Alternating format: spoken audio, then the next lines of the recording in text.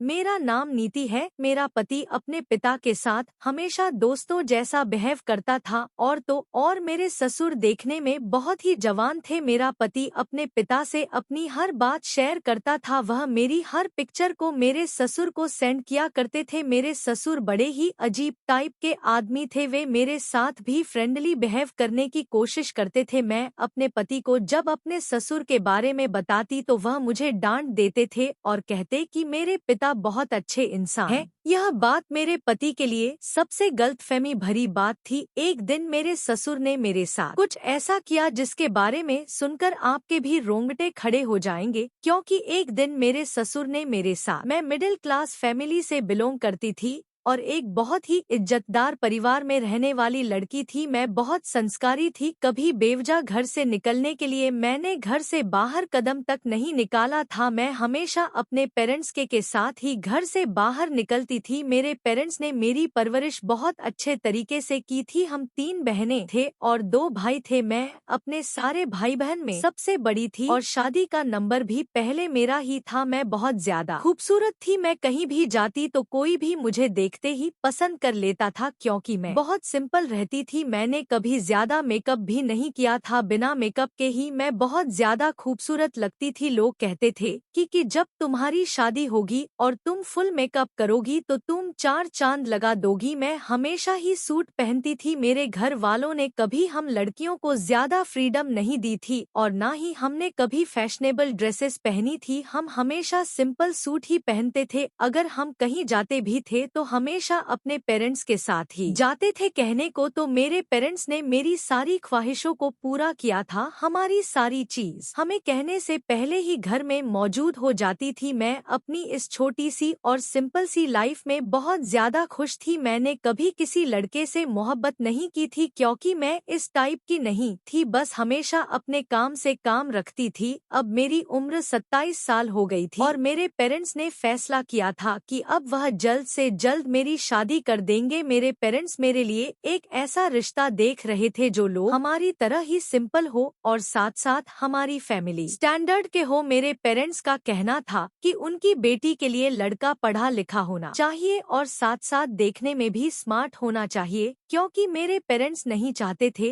कि मेरी शादी किसी ऐसे लड़के के साथ हो जाए जो देखने में ना तो अच्छा हो और ना ही पढ़ा लिखा हो, क्योंकि मेरे बहुत ज्यादा रिश्ते थे। मैं पढ़ रही थी इसलिए उन दिनों में शादी नहीं की थी। अगर मेरी शादी किसी ऐसे वैसे लड़के के साथ हो जाए तो लोगों को बातें करने का बहाना मिल जाता कि बेटी के जब अच्छे रिश्ते आए तो शादी नहीं की और अब किसी ऐरे गहरे लड़के के हाथ में अपनी बेटी का हाथ दे दिया। मेरे लिए एक ऐसा रिश्ता ही आ गया था। लड़का बहुत पढ़ा लिखा था, हाई क्वालिफाइड था, उसका अपना बिजनेस था, यहाँ तक कि उसके काफी सारे बंगले थे और उसकी फैमिली में भी सिर्फ उसके पिता के अलावा कोई नहीं था। यह रिश्ता मेरे ही फादर के जानने वाले ने बताया था और मेरे पापा को यह रिश्ता बहुत पसंद आया था, क्योंकि इस लड़के की फैमिली में भी ज्यादा लोग नहीं थे और यह रिश्ता इतना अच्छा था कि इनकार करने की कोई वजह ही नहीं थी। मेरी फैमिली को यह लड़का बहुत पसंद आया था और लड़की को भी जब मेरी फोटो दिखाई गई थी तो उसे भी मैं देखते ही पसंद आ गई थी। मेरा रिश्ता पक्का हो गया और 4-5 महीने बाद मेरी शादी हो गई थी। मेरे ससुराल में कोई औरत नहीं थी। सुना था कि मेरा पति अपने पिता के साथ बहुत फ्रेंडली बिहेव करता है और दोनों ही आपस में इस तरह से रहते हैं जैसे बेस्ट फ्रेंड्स हो। दोनों आपस में एक दूसरे के साथ अपनी हर बात शेयर किया करते थे। मेरी सास काफी सालों पहले ही मर चुकी थी, जबकि मेरे ससुर देखने में बहुत स्मार्ट थे। उन्हें देखकर लगता ही नहीं था कि मेरा पति उनका ही बेटा है। ऐसा लगता था जैसे वह मेरे पति के बड़े भैया हैं। मेरे पति का नाम कपिल था। मुझे अपना पति बहुत ज्यादा पसंद आया था, क्योंकि अपने पिता की तरह वह भी स्मार्ट थे। मेरे ससुर ने तो अपने आप को टिप टॉप बनाकर रखा हुआ था। वह अपने ऊपर बहुत ध्यान दिया करते थे। उन्होंने अपने बेटे की वजह से दूसरी शादी नहीं की थी। उनका मानना था कि उनकी दूसरी पत्नी कभी भी उनके बेटे को सगी मां जितना प्यार नहीं दे सकती, इसलिए उन्होंने अपनी सारी जिंदगी अपने बेटे के नाम कर दी। मेरे मेरे पति का बिहेवियर बहुत अच्छा था। उन्होंने अपनी पढ़ाई अमेरिका से कंप्लीट की थी। वह अमेरिका में ही रहते थे और अपनी पढ़ाई कंप्लीट होने के बाद उन्होंने यहाँ मुंबई में अपना बिजनेस सेट कर लिया था। जब मैं शादी करके अपनी ससुराल आई तो मैंने देखा कि मेरे पति और ससुर बहुत ही मजाकिया बिहेवियर के थे और सबसे ज्यादा मजाक और प्यार वह अपने बेटे से ही कर रहे थे। मेरे ससुर काम के सिलसिले में गोवा जाते रहते थे। सुना था कि गोवा में उनका एक बंगला है और वह ज्यादातर उसी वाले बंगले में रहना बहुत पसंद करते हैं क्योंकि वो उनका फेवरेट बंगला था। इधर मेरे पति अपने मुंबई वाले घर में रहते थे। जब मेरे ससुर का मन करता तो वो यहाँ आकर रहने लगते थे और जब मन करता तो गोवा वाले बंगले में रहने के लिए चले जाते थे। मेरी शादी दोनों ही तरफ से बहुत धूमधाम से हुई थी। मेरे ससुराल वालों ने भी किसी तरह की कोई कमी नहीं छोड़ी थी और इधर मेरे पेरेंट्स ने भी मेरी शादी बहुत अच्छे तरीके से की थी। मेरे पति मुझसे बहुत खुश थे और उनका कहना था कि मुझे नहीं पता था कि मेरी जिंदगी में इतनी सिंपल और संस्कारी लड़की भी आ सकती है। उनको तो यकीन ही नहीं हो रहा था कि आज के जमाने में भी इतनी संस्कारी और सिंपल लड़कियां अभी तक मौजूद हैं क्योंकि मॉडर्न जमाना है और हर लड़की इस जमाने में अपने आप को मॉडल बनाकर रखती है। लेकिन मेरे पति का कहना था कि तुम जितनी सिंपल हो उतनी ही ज्यादा खूबसूरत हो। तुम्हारी सिंपलिसिटी ही तुम्हारी खूबसूरती की पहचान है। मेरे ससुर इन दिनों हमारी शादी करने के लिए हमारे ही घर पर आए हुए थे। मेरी शादी को 4 दिन हो चुके थे। 4 दिन बाद मेरे ससुर ने मेरे पति के हाथ पर हनीमून पर जाने के लिए यूरोप के टिकट्स रख दिए। मेरे पति मेरे ससुर के सरप्राइज से बहुत ज्यादा खुश हुए थे और हम लोग हनीमून पर चले गए। वहाँ हम लोग गए तो मैंने काफी मॉडर्न टाइप के कपड़े पहने हुए थे। मेरे पति का कहना था कि अब हम अपनी कंट्री में तो नहीं है, यह हमारा देश नहीं है, यहाँ के सारे ही लोग इसी टाइप के कपड़े पहनते हैं। इसलिए मेरे पति ने यहाँ आने से पहले मुझे मॉडर्न कपड़ों की ही शॉपिंग कराई थी। मुझे ऐसे कपड़े पहनने से कोई ऐतराज नहीं था क्योंकि अब मेरी शादी हो गई थी और मेरा पति ही मुझसे ऐसे कपड़े पहनने के लिए कह रहा था। बस मुझे ऐसे कपड़े पहनने में थोड़ी शर्म आ रही थी क्योंकि मैंने आज से पहले कभी ऐसे कपड़े नहीं पहने थे। मेरे पति का कहना था कि उनको उनके डैड ने बताया है कि कहीं बहू यूरोप जाने के बाद भी अपना सलवार कमीज ना पहने। उसको समझा देना कि यूरोप में सारे ही लोग मॉडर्न टाइप के कपड़े पहनते हैं,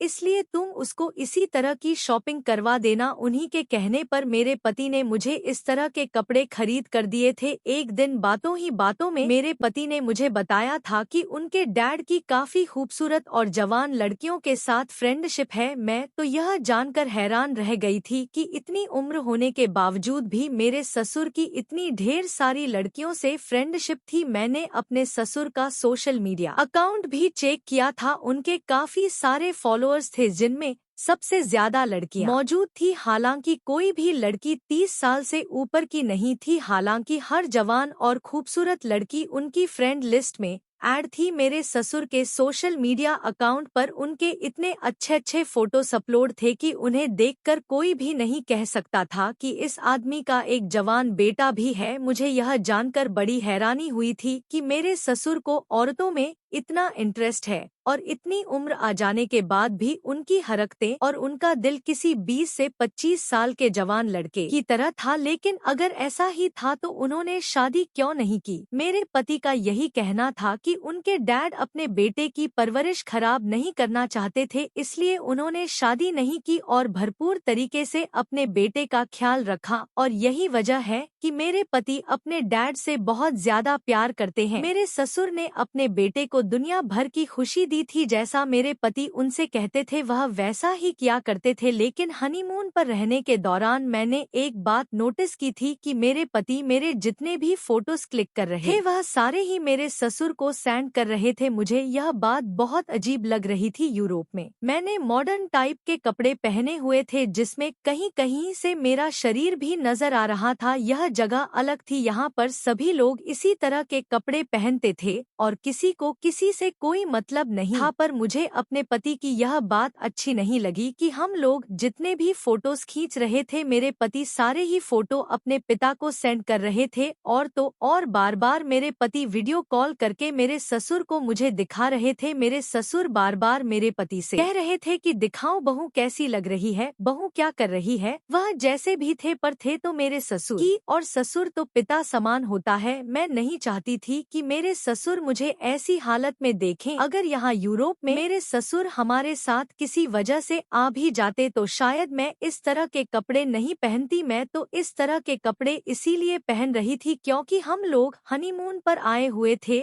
और यह मेरे पति की ख्वाहिश थी कि मैं इस तरह के कपड़े पहनूं। और फिर यहाँ का माहौल ऐसा था कि मुझे यहाँ के रहने वाले लोगों से शर्म नहीं आ रही थी। शायद अपने ससुर से शर्म आने लगती, पर मेरा पति तो हर मोमेंट की फोटो और वीडियो क्लिक करने के बाद मेरे ससुर को सेंड कर रहा था। हालांकि इस बात पर मेरा अपने पति के साथ मूड भी खराब हो गया था, लेकिन मेरे पति मुझे मना लिया करते थे। उनका कहना था कि अब डैड मुझसे फोटोज और वीडियोस मांग रहे हैं तो मैं उन्हें मना नहीं कर सकता। मेरे ससुराल का माहौल काफी फ्री था, मेरे पति भी इसी टाइप के थे। उनका कहना था कि अब तुम्हारी शादी हो गई है, अब यह सती सावित्री बनना छोड़ दो और अब यह शर्माने के ड्रामे खत्म करो। तुम अपने में थी तो हमेशा घर में कैद रहती थी, अब यह तुम्हारी ससुराल है, खुलकर जीना सीखो। हमारा हनीमून कंप्लीट हो गया था और हम लोग घर पर वापस आ गए थे। जब हम घर आए तो मैंने देखा कि मेरे ससुर ने घर आते ही अपने बेटे को गले से लगाया और वह मेरी तरफ भी गले लगने के लिए बढ़ने ही वाले थे। मैंने उनको रोक दिया और मैं पीछे हट गई। मेरे पति को मेरी यह हरकत अच्छी नहीं लगी। मेरे ससुर ने इस बात को हंसकर टाल दिया था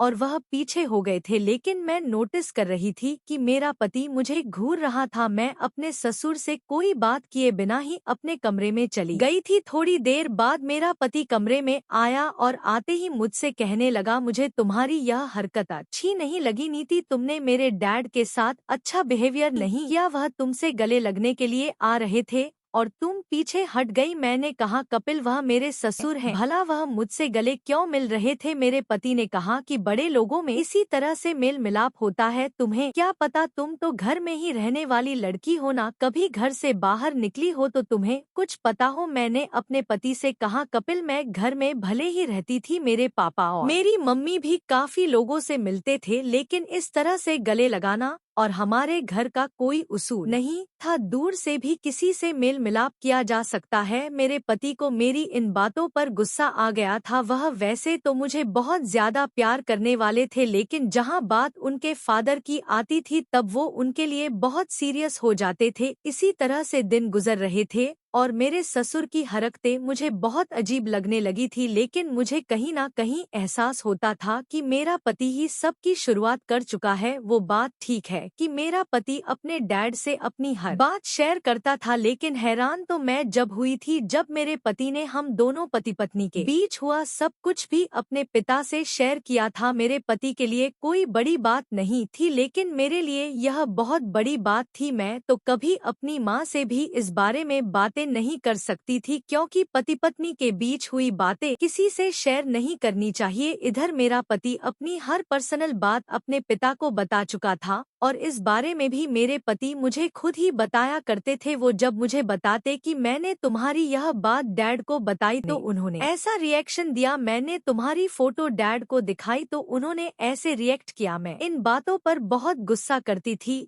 और चिल जाया करती थी, क्योंकि मुझे ये बातें बहुत गलत लगती थी। अब तो मुझे धीरे धीरे अपने ससुर की हरकतें और भी ज्यादा अजीब लगने लगी थी, क्योंकि मैंने सुना था कि मेरे ससुर पहले अपने गोवा वाले बंगले में ही रहते थे, लेकिन जिस दिन से मेरी शादी हुई थी वो इसी घर में रहने लगे थे। अब तो वह यहाँ से जाने का नाम ही नहीं ले रहे थे और हमेशा मेरे करीब आने की कोशिश करते थे। वो मजाक मजाक में मुझसे बहुत गलत गलत बातें करते थे, जिन्हें सुनने के बाद मुझे शर्म आती थी। जब मैं अपने पति को अपने ससुर की हरकतों के बारे में बताती तो वह कहते कि मेरे डैड हमेशा ही मॉडर्न और बड़े लोगों से ही मिलते जुलते हैं, इसीलिए उनकी आदत भी ऐसी ही हो गई है। वो तो तुम शुक्र मनाओ कि मेरे डैड ऐसे ससुर नहीं हैं जो अपनी बहू पर रोक टोक करते हो और बहू को सास की तरह ट्रीट करते हो। तुम्हें इतनी अच्छी ससुराल मिली है, तभी तो तुम्हें यह सब कुछ रास नहीं आता। मेरे ससुर की जो हरकतें थी, मुझे सबकी वजह अपना पति ही लगता था। उन्होंने कभी मेरी बात पर यकीन नहीं किया और हमेशा ही वह मुझे अपने पिता के आगे गलत साबित कर दिया करते थे। मेरा पति बार बार कहता था कि अमीर और हाई स्टैंडर्ड के लोग इसी तरह के होते हैं। मैं तो मिडिल क्लास फैमिली से बिलोंग करती थी। हम लोग इतने भी गरीब नहीं थे। हम लोगों का भी अमीर लोगों के साथ मिलना जुलना था, क्योंकि हमारे सारे रिश्तेदार ही अमीर थे। मुझे लगता था मेरे पति को मेरी इज्जत की कोई परवाह नहीं है। वह खुद ही मुझे अपने पिता के सामने पेश करने की कोशिश करता था, क्योंकि अपने ससुर की गलत हरकतों की वजह से मैं उनसे बात करना बंद कर देती थी। तो मेरा पति कहता कि कभी भी मेरे डैड को इस घर में रहने से ऐसा नहीं लगना चाहिए कि तुम उनसे बात नहीं कर रही हो। अगर ऐसा हुआ तो मुझसे बुरा कोई नहीं होगा। मैं यहाँ शादी करके आने के बाद एक बहुत बड़ी मुश्किल में फंस चुकी थी। इधर मुझे अपने ससुर की हरकतें पसंद नहीं आती थी और उधर मेरा पति मेरी किसी बात को नहीं समझता था। शुरू शुरू में मेरे पति का बिहेवियर मेरे साथ बहुत अच्छा था, लेकिन जहां उनके पिता की बात आती थी तब वह मुझे खूब जलील किया करते थे। एक दिन तो हम लोग शादी में गए थे और वहां तो मेरे ससुर ने हद ही कर दी। मेरे ससुर ने मुझे अपने दोस्तों से मिलवाया। मेरे ससुर के दोस्त भी सब उनकी तरह ही देखने में बिल्कुल जवान टाइप के ही थे। मुझे यह सब कुछ बिल्कुल पसंद नहीं आ रहा था। मेरे ससुर बार बार अपने दोस्तों को मुझे दिखा रहे थे। मैं अपने पति से कह रही थी कि देखो, आपके डैड अपने दोस्तों को मेरे बारे में बता रहे हैं। इन्हें शर्म नहीं आती अपनी बहू को अपने दोस्तों को दिखाते हुए। मेरे पति ने कहा कि क्या हो गया है तुम्हें नीति, प्लीज तुम पुराने जमाने के ख्यालों से बाहर निकल आओ। हम पहली बार शादी में आए हैं,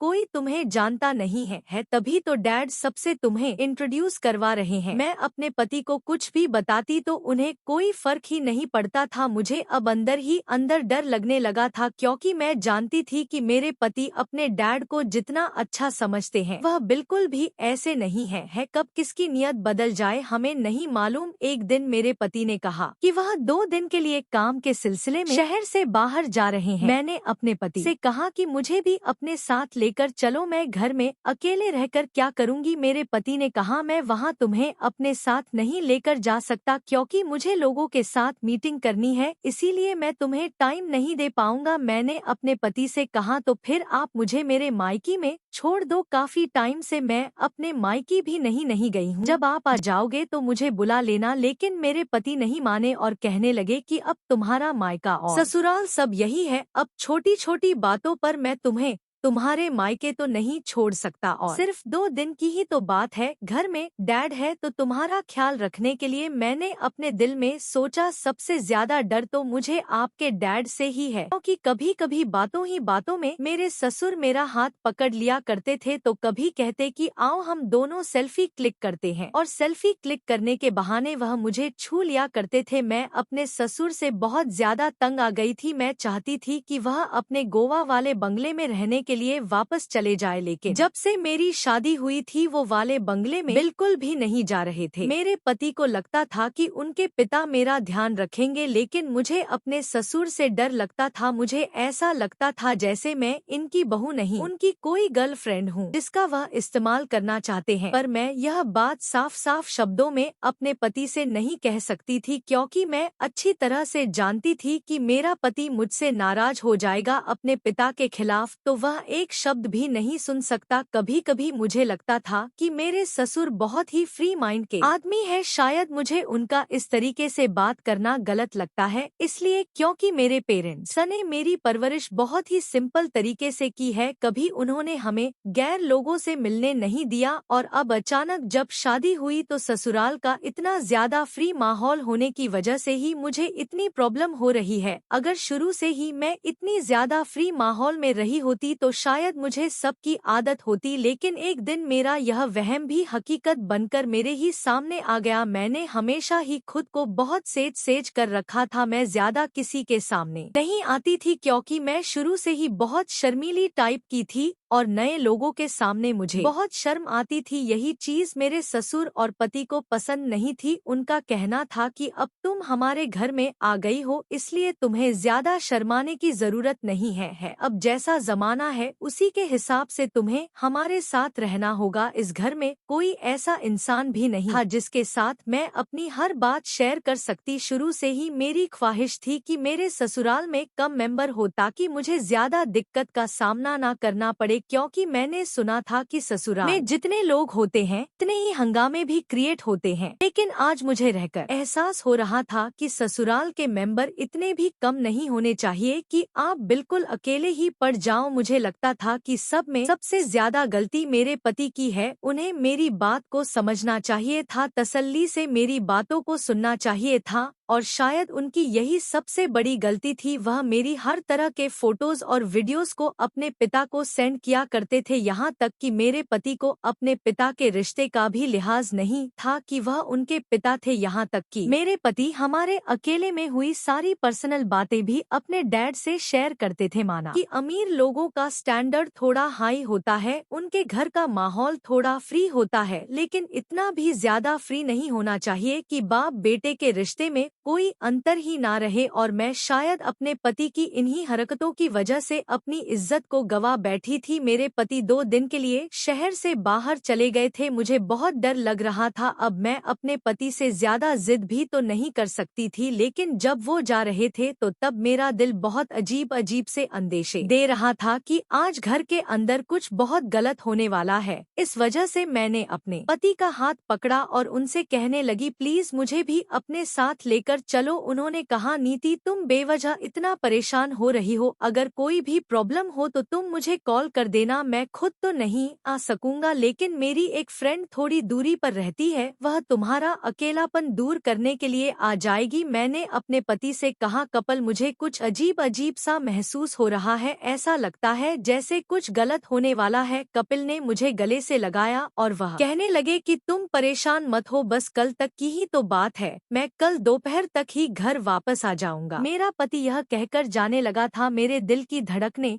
तेज हो गई थी। ऐसा लग रहा था जैसे बहुत बड़ी प्रॉब्लम आने वाली है। मेरा पति तो जा चुका था, लेकिन आज ना जाने क्यों मुझे कुछ भी अच्छा नहीं लग रहा था। मेरा घर में बिल्कुल भी मन नहीं लग रहा था। मैं अपने आप को किसी काम में बिजी करना चाहती थी ताकि मेरे दिमाग में जो भी अजीब ख्याल आ रहे थे वह सब मेरे दिमाग से निकल जाए। मैं किसी भी काम में खुद को बिजी रखने की कोशिश करती थी तो मेरे हाथ पैर कांपना शुरू हो जाते थे। दोपहर से रात तो इसी तरह से हो गई थी। मैंने खुद को अपने कमरे में ही बंद करके रखा हुआ था। मैं अपने कमरे से बाहर निकली ही नहीं थी और अब लगभग 11 बज रहे थे। मुझे भूख लग रही ही थी। मैंने सोचा कि मैं नीचे जाकर खाना खा लेती हूँ, लेकिन जैसे ही मैं नीचे गई यह देखकर मेरे पैरों तले से जमीन निकल गई कि घर में कोई भी नौकर मौजूद नहीं था। मैंने चारों तरफ देखा, मुझे कोई नौकर या नौकरानी नजर नहीं आ रही थी। फिर मैंने सबको आवाज लगाई, लेकिन घर में कोई भी नहीं था। यह सारे नौकर कहाँ चले गए थे? मेरे तो कुछ भी समझ में नहीं आ रहा था। इसका मतलब यह था कि मैं इतने बड़े घर में अकेली थी। मैंने जल्दी से अपने घर की एक नौकरानी को कॉल की। उसने मेरी कॉल रिसीव नहीं की तो मैंने दूसरी नौकरानी को कॉल की। दूसरी नौकरानी ने भी कॉल रिसीव नहीं की। मुझे तो कुछ भी समझ नहीं आ रहा था कि इन सारे नौकरों को क्या हो गया, कोई मेरा फोन क्यों नहीं उठा रहा, और मुझे बिना बताए ही सब लोग घर से बाहर चले गए। मैंने किचन में जाकर देखा तो किचन में खाना भी नहीं था। मुझे बहुत तेज भूख लग रही थी क्योंकि मैंने दोपहर का खाना भी नहीं खाया था, सिर्फ सुबह अपने पति के साथ ब्रेकफास्ट ही किया था। फ्रिज में देखा तो जूस रखा था, मैंने वह जूस ही पी लिया। लेकिन मेरा दिल जोर जोर से धड़क रहा था कि सारे नौकर कहाँ चले गए, घर में मेरा पति भी मौजूद नहीं है।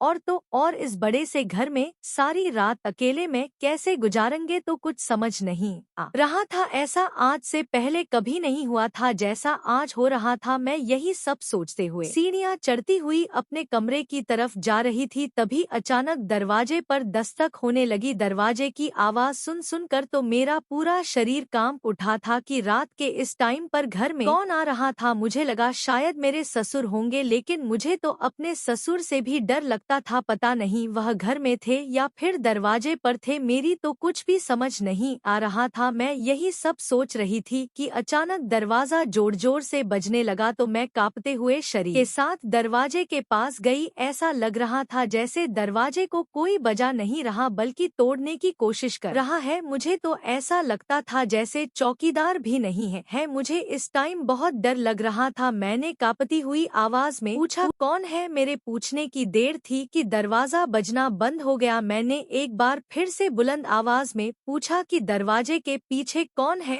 इस बार भी किसी का जवाब नहीं आया था। मैंने भी दरवाजा नहीं खोला और वापस अंदर आ गई और तेजी से भागती हुई अपने कमरे की तरफ चली गई। कमरे के अंदर जाते ही मैंने कमरे के दरवाजे को अंदर से बंद कर लिया और कोने में बैठकर कांपने लगी। मेरे दिमाग में अजीब अजीब तरह के ख्याल आ रहे थे। एक पल को मेरा दिल किया कि मैं अपने पति को कॉल करके कह दूं कि वह घर वापस आ जाए। मुझे कुछ भी ठीक नहीं लग रहा है, लेकिन इससे पहले मैं इस कदम को उठाती तभी अचानक मुझे अपने कमरे की गैलरी में किसी के कूदने की आवाज आई और मुझे गैलरी के अंदर किसी की परछाई दिखाई देने लगी। यह देखकर तो मेरे होश उड़ गए थे। गैलरी का दरवाजा खुला हुआ था और गैलरी से जो लोग अंदर आए थे वो लगभग 3 लोग थे और अब वह गैलरी के थ्रू सीधा मेरे कमरे में आ गए थे। लोगों को आते हुए देखकर मेरे पैरों तले से जमीन निकल गई थी, क्योंकि उनमें से 2 लोग तो ऐसे थे जिन्हें मैं जानती नहीं थी, लेकिन मुझे इतना पता था कि यह मेरे ससुर के दोस्त हैं। उनमें एक तो मेरे ससुर ही थे जो अपने दोस्तों को लेकर गैलरी के रास्ते से मेरे कमरे में आए थे। मेरे पैरों तले से जमीन निकल चुकी थी और मैंने चिल्लाना शुरू कर दिया कि आप लोग यहाँ पर क्या कर रहे हो? इस तरह से घर में क्यों घुस आए हो? लेकिन मैं अपने होश खो बैठी थी। मैंने अपने ससुर को भी कहा कि डैड, यह क्या तरीका है घर में घुसने का? और आप तो अच्छे तरीके से जानते हो कि कपिल इस टाइम घर में नहीं है। मेरी आवाज कांप रही थी। मेरे ससुर हंसते हुए कहने लगे, हाँ मैं अच्छे तरीके से जानता हूँ बहू, कपिल घर में नहीं है तभी तो अपने दोस्तों को लेकर यहाँ आया हूँ। मेरे ससुर कहने लगे, कपिल के होते हुए तुमसे ज्यादा बातचीत करने का मौका नहीं मिलता और मैंने तुम्हें जब अपने दोस्तों को शादी में दिखाया था तो उनको तुम बहुत पसंद आई थी। यह लोग भी तुमसे बातचीत करना चाहते हैं। आज कपिल काम से बाहर गया हुआ है, इसीलिए मैंने सोचा कि हम सबको तुमसे मुलाकात कर लेनी चाहिए। मेरे ससुर का लहजा बिल्कुल मिठास से भरा हुआ था और बोलने का अंदाज इतना घटिया था कि मेरी आत्मा कांप रही थी और मैं डरते डरते अपने कदम पीछे कर रही थी और मेरे हवास काम करना छोड़ चुके थे। मैं पीछे हटते चली जा रही थी और वह लोग मेरी तरफ कदम बढ़ाते हुए ना जाने क्या क्या बातें कर रहे थे जो मेरी बिल्कुल भी समझ नहीं आ रही थी। जिस बात का मुझे डर था वो डर आज मेरे सामने खड़ा हुआ था। मुझे यही लगता था कभी कभी मेरे पति जो मेरी खूबसूरती के गुण गाते थे और मेरी हर अच्छी बुरी बात अपने डैड को सिर्फ इसीलिए बताते हैं क्योंकि वह उनके डैड कम उनके फ्रेंड ज्यादा हैं। मुझे डर था कि एक ना एक दिन कुछ ऐसा वैसा ना हो जाए जिसके बाद मैं किसी को मुंह दिखाने लायक नहीं रहूंगी। और आज इन लोग के आने का तरीका और उनके बोलने का स्टाइल मुझे हकीकत दिखा चुका था कि आज मेरे साथ क्या होने वाला है। लेकिन मैंने फैसला कर लिया था कि मैं अपनी इज्जत का सौदा किसी भी हाल में नहीं करूंगी। मैं फौरन ही दरवाजे की तरफ भागने लगी। मैंने सोच लिया था कि मैं घर से बाहर निकलकर लोगों को इस इंसान की हकीकत के बारे में बता दूंगी कि यह आदमी मेरे पति के पीछे मेरे साथ क्या करने की कोशिश कर रहा है। शायद वह लोग मेरे भागने पर मेरा दिमाग पड़ चुके थे, इस वजह से मेरे भागते ही मेरे ससुर के एक दोस्त ने मुझे पकड़कर अपने काबू में कर लिया। मैं उस आदमी से खुद को छुड़ाने की कोशिश करने लगी। मेरे ससुर ने भी कहा कि अरे अरे भाग क्यों रही हो बहू, अभी तो हम लोगों ने तुम्हारे साथ कुछ किया भी नहीं। यह कहकर वो सब लोग जोर जोर से हंसने लगे। मैंने अपने ससुर को वास्ते देना शुरू कर दिया कि प्लीज भगवान के लिए मेरी इज्जत को ना रोन दो। मैं आपके घर की इज्जत हूँ, आपके बेटे की पत्नी हूँ, आपकी बहू हूँ और बहू तो बेटी समान होती है और आप अपनी ही बेटी की इज्जत के साथ खेलना चाहते हो। प्लीज मुझे छोड़ दो। लेकिन उन लोगों का इरादा मुझे कुछ और ही बता रहा था। अचानक ही उनमें से एक ने मेरा बाजू अपनी गिरफ्त में कर लिया था और मुझे जोरदार धक्का देते हुए बेड पर गिरा दिया और एक साथ ही वह तीनों मुझ पर हावी हो गए थे। और फिर वही हुआ जो शायद मेरे साथ नहीं होना चाहिए था, जिसके होने ने मेरी जिंदगी को तबाह करके रख दिया था। मेरे ससुर और उनके दोनों दोस्तों ने मेरी जिंदगी को बर्बाद कर दिया, क्योंकि उन्होंने मेरे साथ मैं बर्बाद हो चुकी थी, मेरी इज्जत लुट चुकी थी। मैं खुद को हमेशा सीन सज कर रखने वाली लड़की थी, लेकिन आज मेरी इज्जत खराब हो चुकी थी। और यह सब इसलिए हुआ था क्योंकि मेरे पति ने मेरी बात का भरोसा नहीं किया था। मैंने कई बार उनको बताने की कोशिश की थी कि आपके डैड की हरकतें मेरी तरफ से कुछ अच्छी नहीं है, लेकिन हर बार मेरे पति ने मेरी बात को समझा ही नहीं था। मेरे आंसू थम नहीं रहे थे। मैं जिन हालात का शिकार थी वह सब कुछ मेरे साथ हकीकत में हो चुका था। ससुर तो पिता समान होता है, बहू ससुर की सेवा करती है, लेकिन मेरी ससुर ने मेरी इज्जत को अपने दोस्तों के साथ मिलकर तार-तार कर दिया था। मुझे समझ नहीं आ रहा था कि मैं किस जगह पर जाकर अपना मुंह छुपाऊं। सारी रात इसी तरह से बारी-बारी वह लोग मेरे शरीर को छली करते रहे। मेरी इज्जत मेरे लिए सब कुछ थी, और आज मैं अपनी वही इज्जत अपने ससुर और उनके दोस्तों की वजह से लुटवानी थी। मेरे ससुर की पहले दिन से ही मुझ पर गंदी नजर थी और वह मेरे करीब आने की कोशिश करते थे, लेकिन उनको मेरा फायदा उठाने का मौका नहीं मिल पा रहा था। वो मुझे और लड़कियों की तरह समझ रहे थे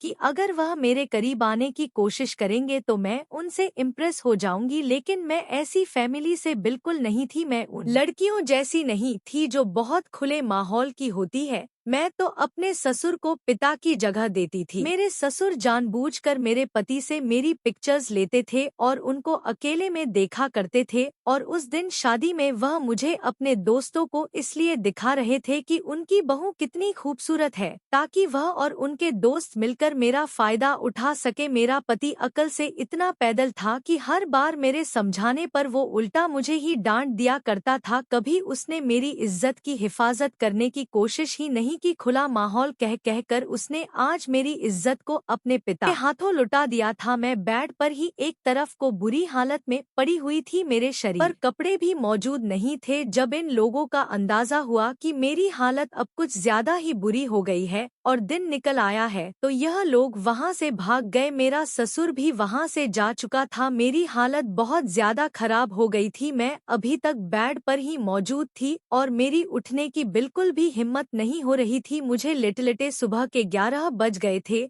और अभी तक मैंने खुद की हालत को ठीक नहीं किया था। 11:30 बजे तक मेरा पति भी घर पर आ गया था। उसने जब मुझे इस हालत में देखा तो मुझे जगाने की कोशिश की। वह घबरा गया था यह देखकर कि मैं किस हालत में बेड पर लेटी हुई हूँ। उसने जल्दी से मेरे शरीर पर ब्लैंकेट ढका और मुझसे पूछने लगा कि तुम्हारी यह हालत किसने की। काफी देर तक तो मैं अपने होश में नहीं थी, लेकिन मेरे पति ने मुझे उठाकर बिठाया और मुझे पानी पिलाया। मेरी हालत कुछ बेहतर हुई थी। फिर मैं अपने पति के आगे फूट फूट कर रोने लगी और रो रो कर मैंने उनको सब कुछ बता दिया। मेरी यह सारी बातें सुन सुनकर तो वह बहुत ज्यादा चौंक कर रह गए थे और उन्हें अपने कानों पर विश्वास नहीं हो रहा था। मेरे पति ने कहा कि घर के सारे नौकर कहाँ मर गए थे। मैंने अपने पति को बताया कि आपके डैड ने शायद सारे नौकरों को घर से भेज दिया था, घर में कोई भी मौजूद नहीं था। मेरे पति को बहुत ज्यादा गुस्सा आया। मैंने अपने पति से कहा कि यह सब आपकी ही लापरवाही का नतीजा है। मैंने तो आपसे कहा था कि मुझे आपके डैड की हरकतें ठीक नहीं लगती, लेकिन आपने मेरी कभी किसी बात पर यकीन ही नहीं किया। मेरे पति ने कहा कि मुझे नहीं पता था नीति कि डैड एक दिन तुम्हारे साथ ऐसा भी कर सकते हैं। मैं अपने डैड को बहुत अच्छा समझता था और आज तुम्हारी हालत साफ जाहिर कर रही है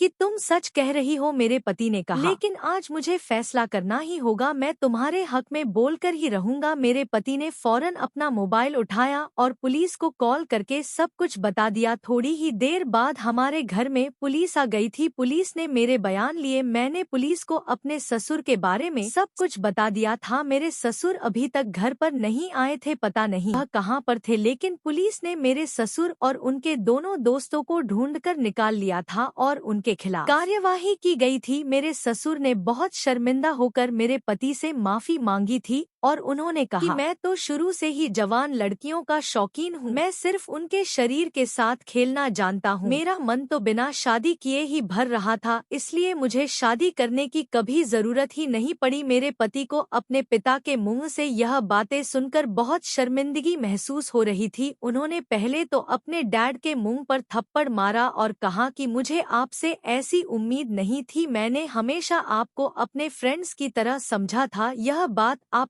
अच्छी तरह से जानते हो और आपने इसी बात का गलत फायदा उठाकर मेरी पत्नी के साथ अपने दोस्तों के साथ मिलकर यह सब कुछ किया। मेरे ससुर बहुत शर्मिंदा हो रहे थे क्योंकि उन्हें उम्मीद नहीं थी कि मैं अपने पति को सब कुछ बता दूंगी। वह मुझे भी और लड़कियों की तरह ही समझते थे। पुलिस मेरे ससुर और उनके दोनों दोस्तों को अरेस्ट करके ले गई। मेरे पति ने अपने डैड से सारे रिलेशन खत्म कर दिए। मेरी मेडिकल रिपोर्ट भी हुई थी जिसमें साफ जाहिर था कि मेरे ससुर और उनके दोनों दोस्तों ने मेरे साथ क्या किया था। मेरे पति ने भी मुझसे माफी मांगी थी और वह बहुत शर्मिंदा हो रहे थे। काफी दिनों तक मेरा ट्रीटमेंट चला रहा था क्योंकि मेरी हालत बहुत ज्यादा खराब कर दी गई थी। मेरे पति ने वादा किया था कि वह आज के बाद मेरी की रखवाली करेंगे और कभी भी इस तरह से अपनी पत्नी को दूसरों के सामने रुस्वा नहीं होने देंगे। मेरे पति यहाँ रहते तो उन्हें रह कर अपने पिता की गलती पर गुस्सा और अपने पिता की याद आती, इसीलिए वह मुझे अपने साथ अपने मुंबई के ही दूसरे बंगले में ले गए और अब हम दोनों पति पत्नी वहीं पर रहते हैं और इस बात को काफी साल गुजर गए हैं। मेरे पति का बिहेवियर मेरे साथ बहुत अच्छा है और मेरे पति मेरा बहुत ख्याल रखते हैं। मेरे ससुर को तो जेल जाने के बाद उनके किए की सजा मिल गई थी। मैं अब अपने पति के साथ बहुत खुश हूँ, लेकिन आप लोगों से रिक्वेस्ट करना चाहती हूँ कि एक औरत की इज्जत ही उसका गहना होती है, इसलिए औरत की इज्जत करना सीखिए। और एक औरत अपने पति से सिर्फ यही चाहती है कि उसका पति उसकी इज्जत की रखवाली करे। अगर उसका पति ही उसे समझने की कोशिश नहीं करेगा तो फिर हर औरत के साथ ऐसा ही होगा जैसा मेरे साथ हुआ, क्योंकि इस दुनिया में ऐसे काफी खुखार लोग पड़े हुए हैं जो औरत को गलत नजर से देखते हैं और उसके पति की लापरवाही का फायदा उठाते हुए उसकी इज्जत को तार-तार कर देते हैं। इसीलिए आप लोग भी अपना ख्याल रखिए दोस्तों। उम्मीद करती हूँ आपको हमारी कहानी पसंद आई होगी। कहानी पसंद आई है तो वीडियो को लाइक करें, चैनल पर नए हैं तो चैनल को सब्सक्राइब करें और हाँ, नोटिफिकेशन बेल को जरूर दबाएं ताकि अगली अपडेट सबसे पहले आपको मिले।